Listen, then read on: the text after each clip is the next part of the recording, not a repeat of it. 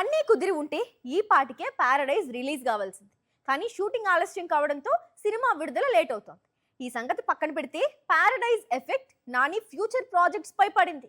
Paradise release కు ముందు చాలా ప్రాజెక్టులు అనుకున్నాడు. ఇప్పుడు అవన్నీ పక్కకెళ్ళిపోయాయి.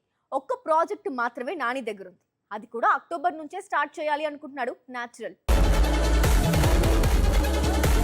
పారడైజ్ కి ముందు నానితో వర్క్ చేయబోతున్న దర్శకుల లిస్టు చూస్తే శేఖర్ కమ్ముల, వెంకీ అట్లూరి, హాయ్ నాన్న, శౌర్య పేర్లు కనిపించాయి. కానీ ఇప్పుడు శేఖర్ కమ్ముల కొత్త సినిమాపై అప్డేట్ లేదు. అలాగే వెంకీ అట్లూరి వెళ్లి మళ్లీ ధనుష్ తోనే కొత్త చిత్రాన్ని తెరకెక్కించబోతున్నాడు. ఇక శౌర్య ఇటీవలే విజయ్ దేవరకొండతో మూవీని లాక్ చేసుకున్నాడు. అయితే పారడైజ్ కి ముందు నాని కమిట్ అయిన ఒక్క ప్రాజెక్ట్ మాత్రం ఇప్పుడు ముందుగా ప్లాన్ చేసిన విధంగా సెట్స్ పైకి వెళ్లేందుకు రెడీ అవుతోంది. అదే బ్లడీ రోమియో.